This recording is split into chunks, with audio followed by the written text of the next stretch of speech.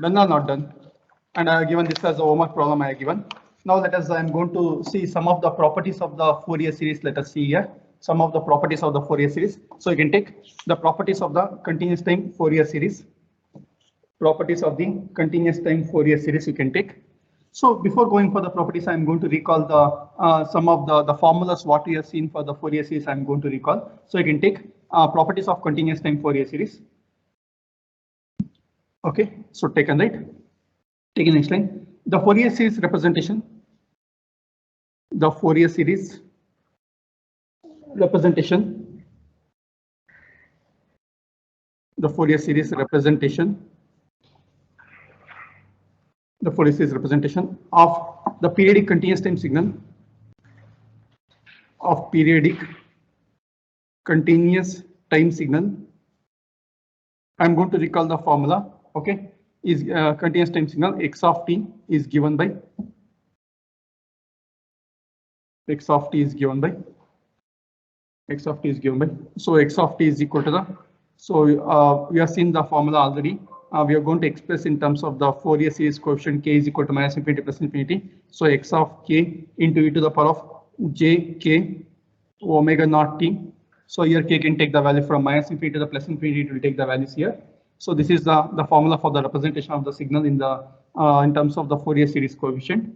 Here x of k is nothing but the Fourier series coefficient already you know. So this can be obtained by 1 by t. So integral we are going to take the one complete cycle we are going to take. So it is x of t into e to the power of minus j k omega naught t into dt. J k omega naught t into dt. And we are going to express the Fourier series pair. We are going to express in terms of the notation like this here. In terms of the notation like this. So this is the Fourier series. We're going to represent in the omega naught axis. So this will become equal to the x of k. X of k. So right. So how you like this we are going to represent this Fourier series we are going to express. And in this topic, okay. So in this topic, what you are going to see is you're going to find the Fourier series representation of the signals you are going to taken, and we are going to find the properties of the Fourier series we are going to find out. So actually in your syllabus, the proof of the properties is not there. Just only you are going to state the properties. You are going to state the properties, and those properties you are going to see it here. Okay, those properties we will see. So done. So taken right. The first property is it's a common property which is called as the first property which is called as a common property which is called as the linearity property. Already you have come across the linearity property in the many of the cases. So let us see the linearity property now. Okay. So I'm going to start with the linearity property. So take the first property. Take the first property. Property number 1, which is called as the linearity property. The linearity property.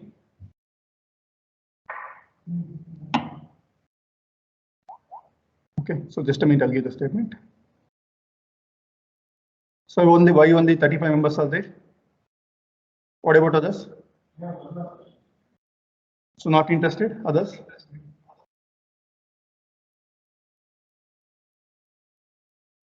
What about others?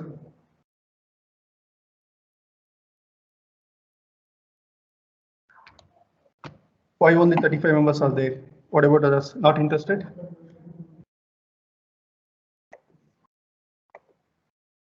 Okay, so fine. So take the first property which is called as the linearity property. Take the first one is the linearity property. Already we have seen the linearity property.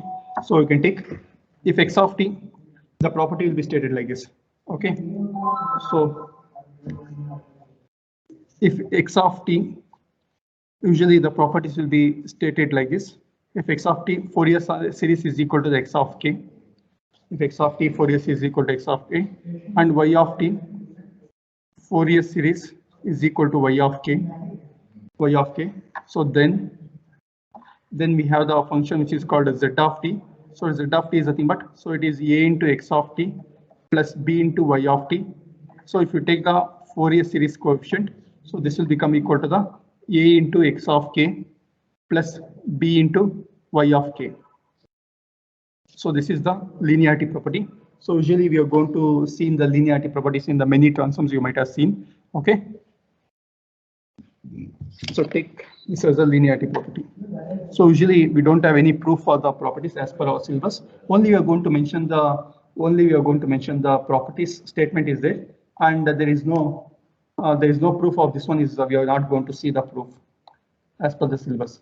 Okay, but in the next Fourier transforms and discrete time Fourier transform and the discrete time Fourier series, you are going to have the proof of this one is there. Okay. So this is the first property, which is called as a linearity property. So if you see the properties of the any one transform, so the properties will remain same for the all the other transforms also. For example, this property is applicable for the Fourier transform, Fourier's discrete time Fourier transform, Z transform, Laplace transform. But only thing is that there is a change in the notations will be there. Instead of x of k, we'll be having the x of omega will be there, and we'll be having the something called x of z will be there. That is for the Z transform. For the Laplace transform, we'll be having the x of s will be there here. Okay, so that's the only difference we can see it here. So take the second property. The second property is called as the time shift property. The property number 2. So in the exam they're going to ask. So give the property statement they're going to ask. Okay. So time shift property. So here, as the name indicates, time shift property, meaning is that you are going to shift in the time domain. So that will result in the frequency domain. So you are going to multiply the Fourier series of the x of t with the corresponding exponential series you are going to multiply here. That is called as shifting the time domain is equal to the multiplying the exponential term in the frequency domain. Okay. So it's indoors. Okay, so take that one. I'm sorry. Okay, so take the property. If x of t, so all the properties will be taken like this only. If x of t Fourier series is equal to x of k, so usually we go to denote with the omega naught. Omega Fourier series is equal to x of k. Then so we are going to shift the signal x of t. That shifted version you are going to call it as a y of t. It is called as a x of t minus t naught. So we are going to introduce the shift in the time domain. Okay, we're going to introduce the shift in the time domain that is equivalent to the multiplying the frequency domain content with the corresponding shift, that is e to the power of minus j.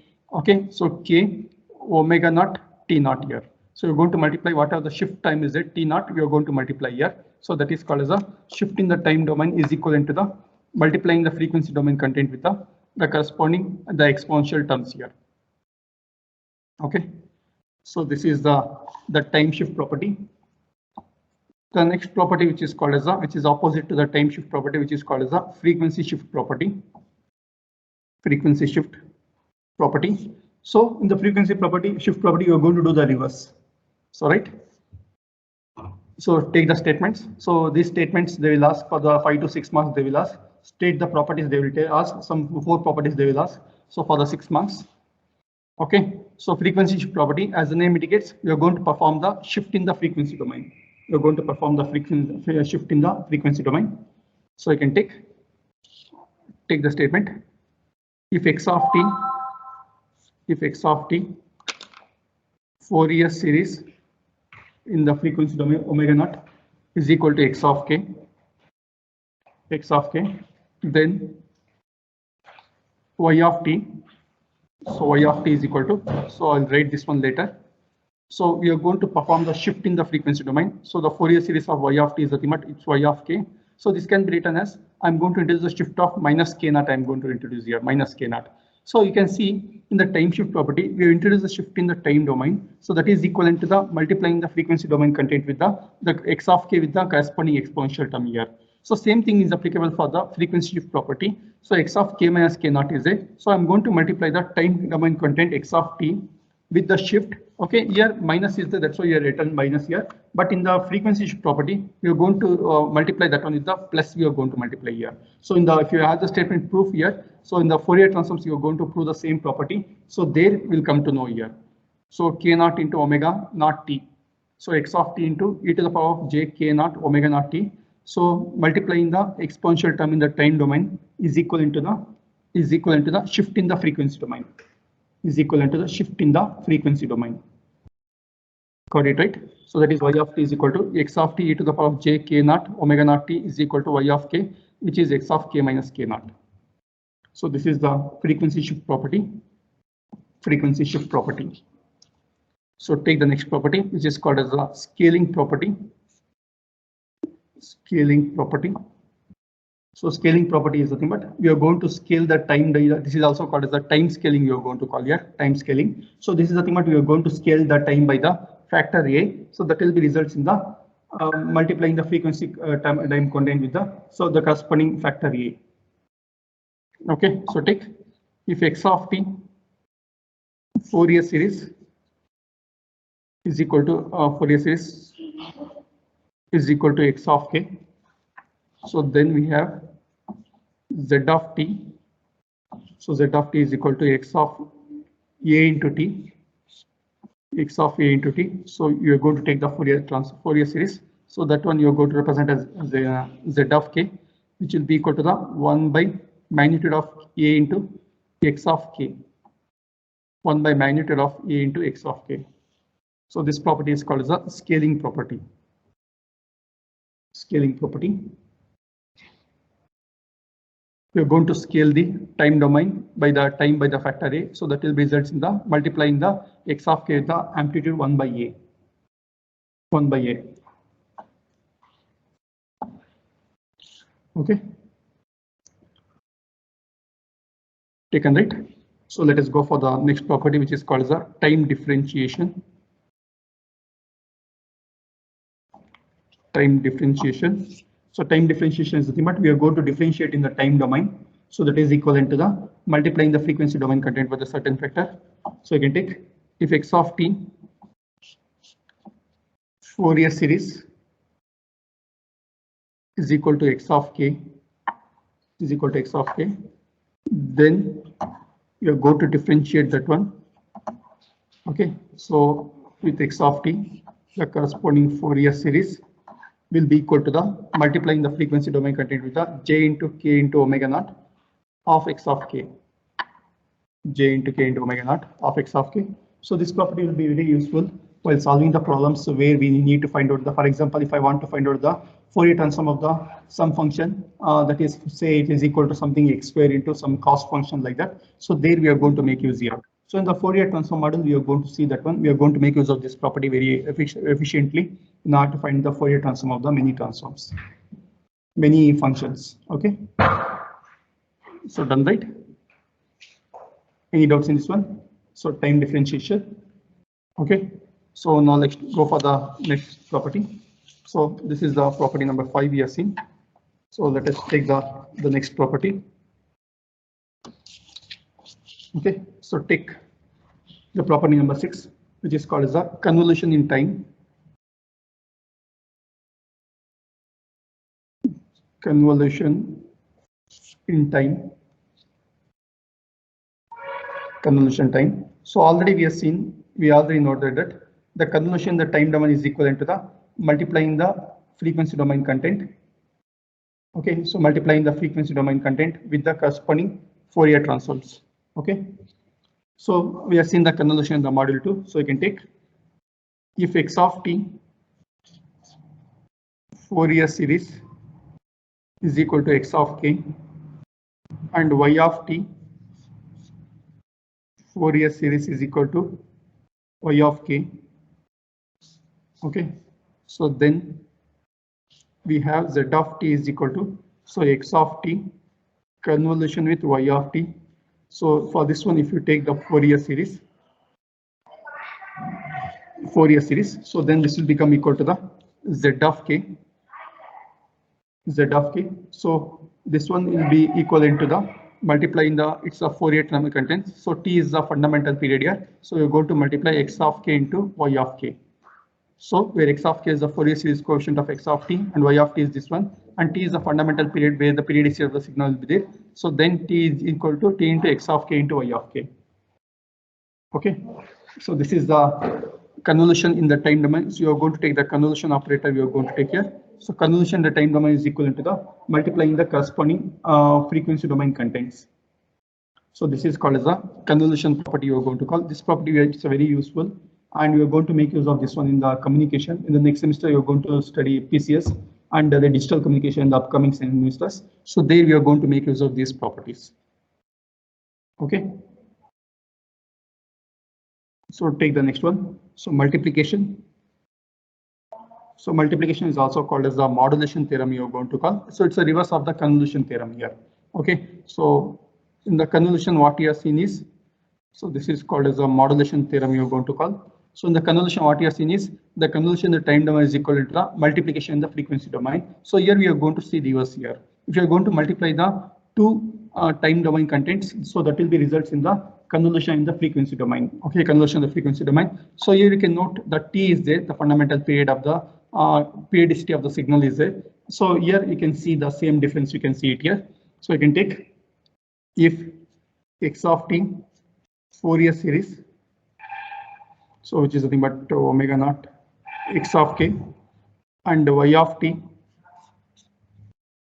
Fourier series is equal to y of k. So then what you're going to do is, so you're going to multiply the two sequences. Z of t is equal to x of t into y of t. So for this one, if you take the Fourier series expansion, that is Fourier series, so this will become z of k. So z of k is nothing but x of k convolution with y of k. So x of k convolution with y of k. So multiplying the time domain contents is equivalent to the convolution of the respective frequency domain contents. Convolution of the respective frequency domain contents. Okay. Done, right? So these two properties are very important, and these two are the reciprocal properties, as we see in the time shift property as well as in the frequency shift property. So here also you're going to do the reverse here. Okay, so time shift and frequency shift are just a reverse of each other, and similarly these two are the reverse of each other. Okay, so take the next property, which is called as the Parseval's theorem. Parseval's theorem. So this theorem is very important, and in the communication you are going to make use of this theorem. In the modeling the receivers, you are going to make use of this one. So what this Parseval's theorem is going to do is, the spelling is Parseval's Parseval's theorem. So what this theorem is going to do is, it is going to correlate the energy in the time domain is equivalent to the energy in the frequency domain. It is going to correlate. So that's why it is very important, and we are going to apply this Parseval's theorem in the design of the receivers in many communication aspects. So you're going to study these formula application in the PCS in the next semester, that is the principles of communication system, and in the digital communication we are going to see this make use of this property. Okay, so Parseval's theorem, it states that, okay, so you can take the Parseval's theorem like x of t Fourier series. So if you're going to take the Fourier series of the x of t, it will become equal to the x of k. So then what the Parseval's theorem states is, so energy in the time domain, that is integral from minus infinity plus infinity x of t, the magnitude of the whole square into dt. So this is equal to the, okay, and you can see the x of t is a continuous time signal. That's why I'm going to use the integration here. And x of k is it's a discrete time signal. So we are going to use the summation we are going to use here, that is x of k, the magnitude of the whole square, x of k magnitude of the whole square. So this is called as the Parseval's theorem. Energy in the time domain you are going to equate to the energy in the frequency domain you are going to equate. So this is called as the Parseval's theorem you are going to call.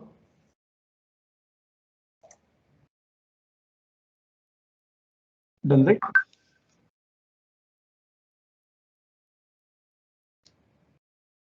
Okay, now let us go for the next one, which is called as the symmetry property. Take the next one, which is called as a symmetry property.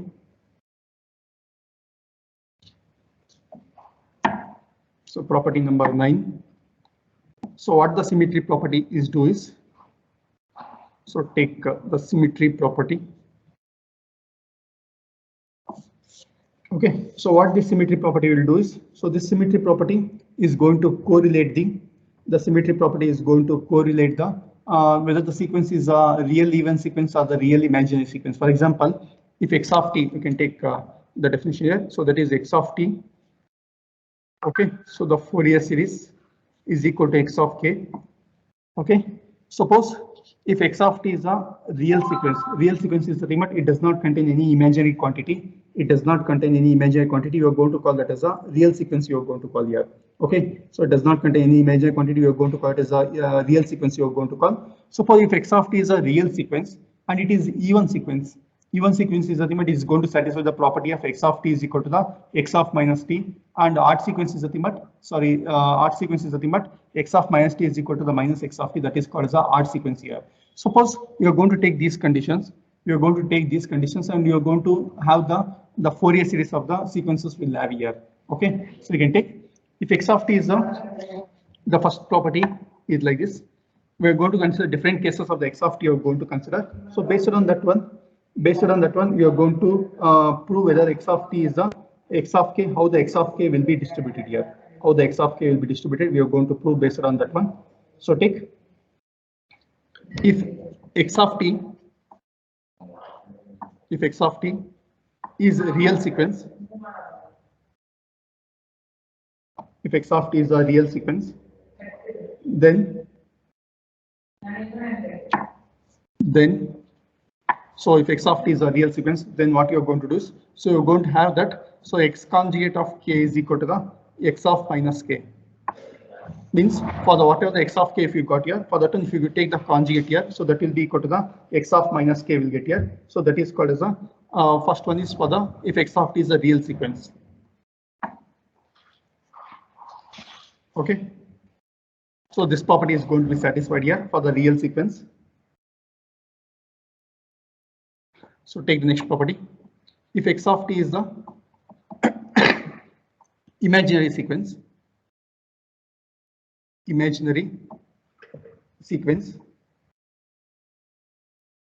okay, so then suppose if x of t is the imaginary sequence which contains only the imaginary part, it does not contain any real part, we are going to call it as the imaginary sequence.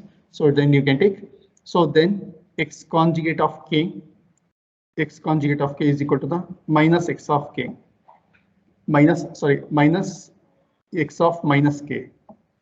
So it is something like odd signal, it will be there here. That is x conjugate of k is equal to the minus x of minus k. So this is the for the x of t which is an imaginary sequence.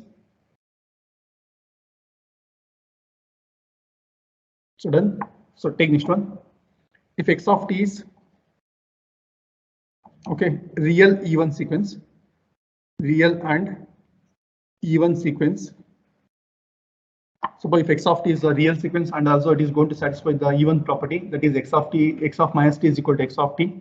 So then what happens is, so x of k we are going to get the x of k contains the real and imaginary part. So for this kind of signal, the imaginary part of x of k will be equal to 0 will be there here. So that is the imaginary.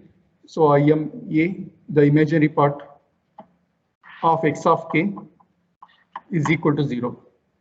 The imaginary part of x of k is equal to 0. Okay.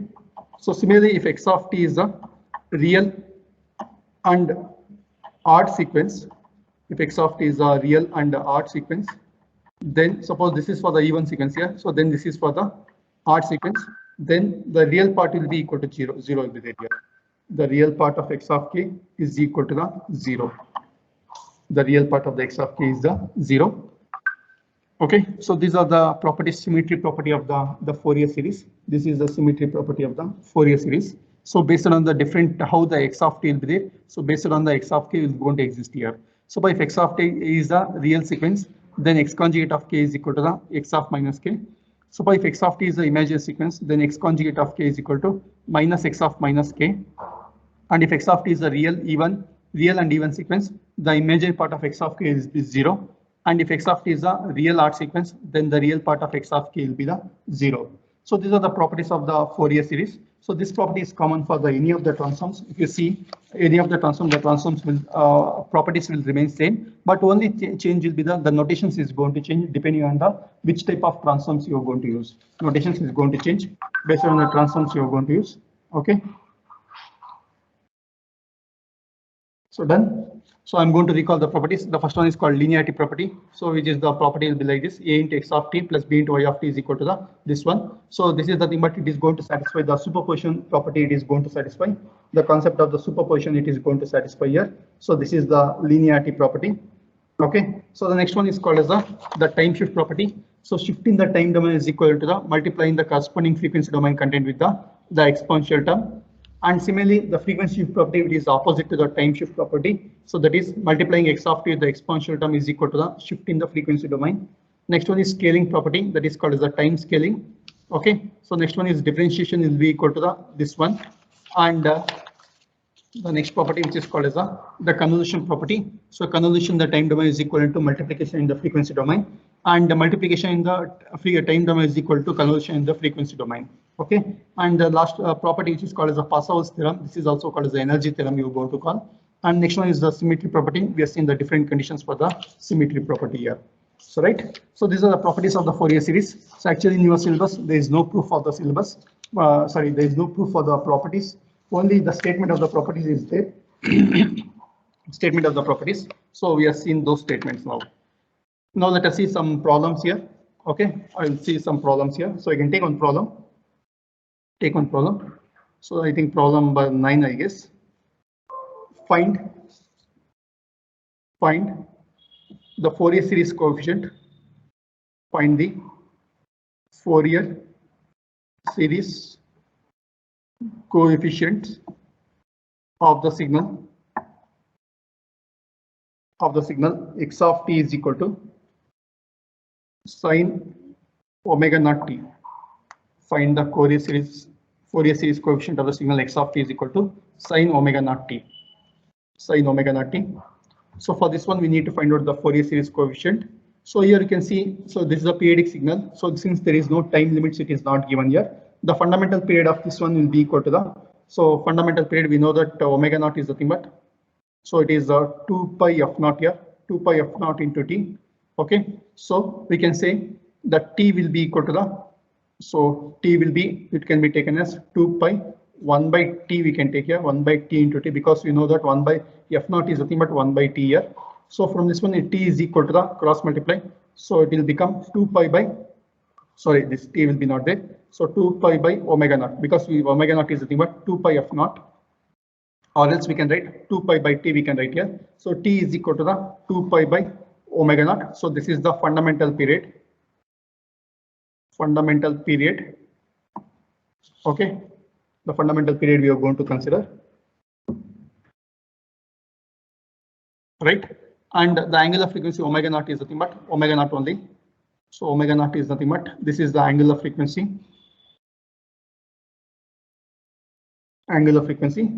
So for that one, we need to find out the Fourier series coefficient. We need to find out here. So already we have seen the formula for the Fourier series coefficient. Okay.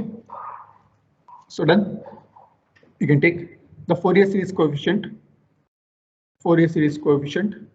Have you done this problem? The problem whether we have done this problem or what? Whether we have done this problem? We're not done, right? You told you will do it, sir. Huh? You told you will do it, sir. The triangular wave problem. Okay. Yeah, have you done this one? This problem, right? Sine pi t is there. Okay. So sine pi t you are done. I think sine t you are done. So this is a sine omega naught t. Can you do this problem? Sine omega naught t. Can you do this problem? This problem solve martira. Can you do this problem? How shall I do? Can you do it once, sir? Okay, fine, no problem. Okay, so angular frequency omega naught is this one here. Angular frequency is the omega naught here. So you can take the Fourier series coefficient. Fourier series coefficient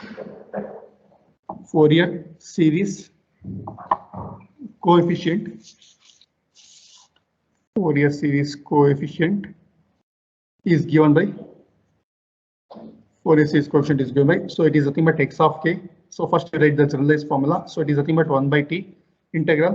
So one complete cycle we are going to take here, one complete cycle t. Okay, so t into x of t into e to the power of, so it is minus jk omega naught t into dt. So let me take instead of omega naught, I'll take this as omega. I'll take here omega because omega naught and omega will get cancelled here. So because that's why I'm going to take. Okay, let it be omega naught only, no problem. Let it be omega naught only, not an issue. Okay, so x of t to the power of minus jk omega naught into dt. So right, so this is the formula for the sequence. Then okay, now let us write substitute in the formula. So x of k is equal to 1 by t, t is nothing but, so 1 divided by 2 pi divided by omega naught, or we can retain t only, no problem. So 2 pi by omega naught. So the one complete cycle is nothing but, it is a periodic with the period is equal to the 0 to t we can take here. So 0 to t, let us keep t only, no problem. X of t is nothing but, it is sine omega naught t into e to the power of minus j k omega naught into t into dt. E to the power of minus j k omega naught into t into dt. So right, so this is the formula for the sine signal here. So if you draw the sinusoidal signal, the sinusoidal signal will be like this. So this will be equal to like this here, and in the negative axis also it is going to be there. So it is the fundamental period will be equal to 0 to t. Afterwards it is going to repeat here. Okay, so since it is given in terms of the omega naught, we can take the fundamental period is from 0 to t we can take here, 0 to t we can take. And also we have seen one of the properties of the integration we have seen here in the last columns. Just I'm going to recall that formula. So we have seen the integration of e to the power of ax into sine dx we have seen, right? So sine dx plus c, we have seen the formula here. So here you can see, just I'm going to recall that formula. So e to the power of ax into integration of e to the power of ax into sine bx plus c into dx. I think you make a note of this formula.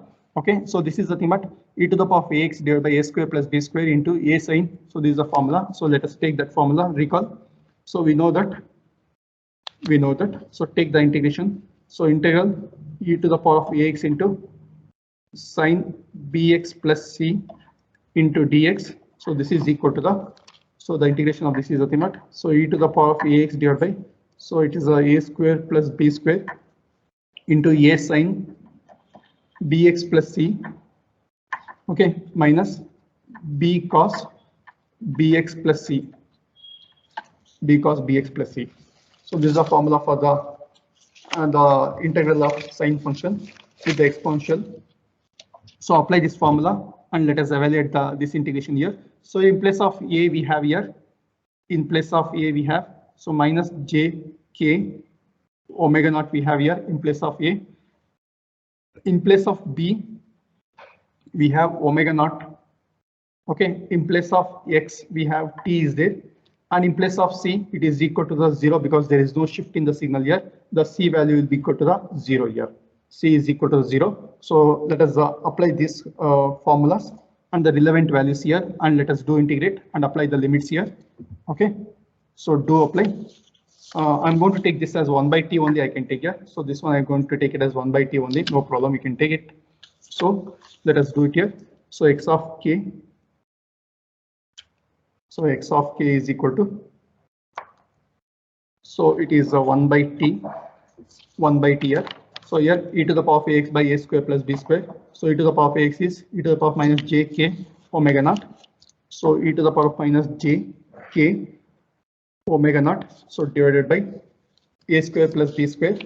So a is nothing but minus j k omega naught plus b square is nothing but omega naught square. So I'm going to write the same thing, minus j k omega naught square plus b square is omega naught square.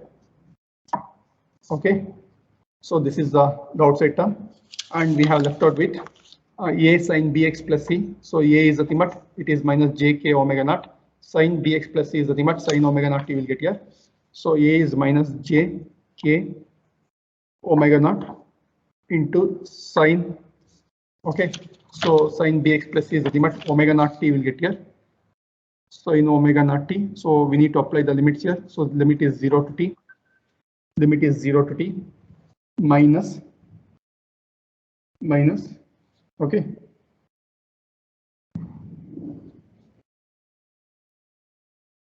minus, okay, so let us apply this one, minus b cos sin bx plus c. So b is nothing but omega naught here, okay, cos omega naught into t, okay, plus c is nothing but the limit is from 0 to t.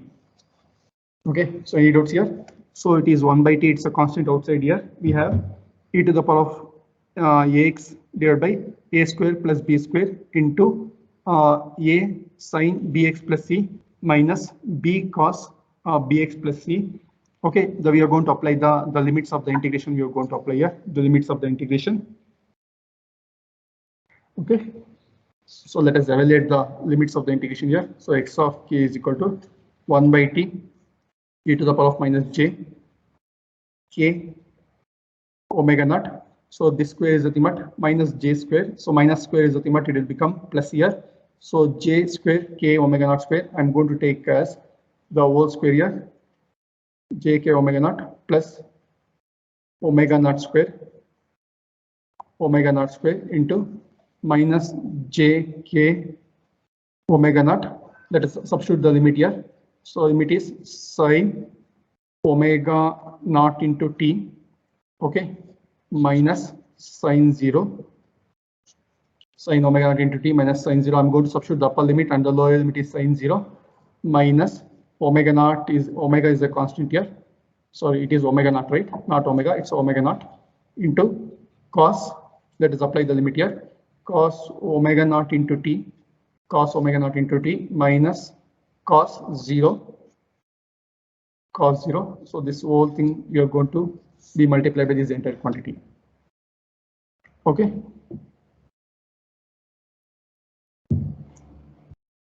Done, right? Any doubts in this one? Okay. So what you are going to do is, so already we have seen the fundamental period we have seen here. So omega naught is equal to that is t is equal to 2 pi by omega naught here. So just I'm going to cross multiply. Already we did in the module 1 here. So t into omega naught I'll take here from this one.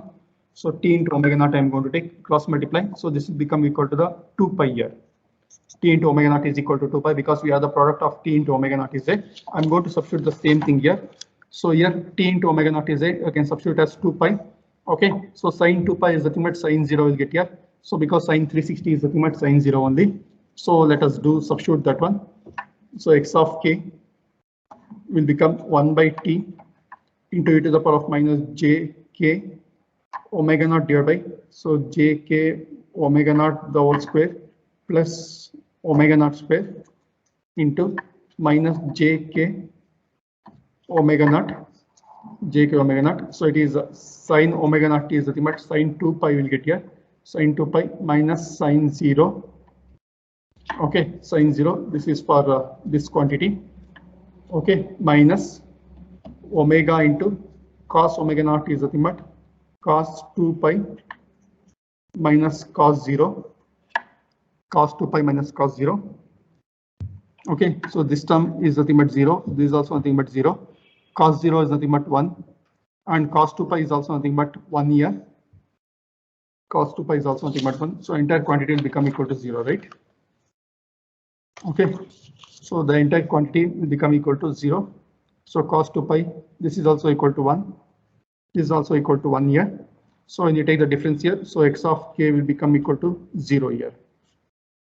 X of k will become equal to 0. Correct now? Because cos 2 pi is 1 here. Yes, and sir. Cos 0 is also 1. So this entire quantity will become equal to 0. Okay. So that's what I told in the beginning. So if I change omega naught to some omega, then we'll be getting the finite quantity. Otherwise, everything will get cancelled. So that's why I took the omega naught only, so that everything will get cancelled. If you took instead of omega naught, if you took as a omega as a fundamental period, if you are taken, so you're going to get some finite quantity we'll be getting here. Okay, so got it no? So that's a difference what we have seen there. And we got this one. So any doubts in this one? So like similarly you can do for the sin t, and what are the problems you have seen in the previous cases. Okay, so here we have the sin pi t is there in place of omega. We have pi is there and t is equal to 2 will get here. So t is equal to 1 by 2 will get here. So like that we can do integrate here and we'll get the values we'll get. And similarly for this sequence, so we'll get some other quantity you're going to get here. So this is how we can able to obtain the Fourier series coefficient we can able to obtain here, right? So any doubts?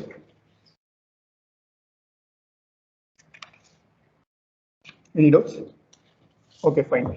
So far what we have seen is, so far we have seen the signal x of t will be given and we are going to find out the x of k.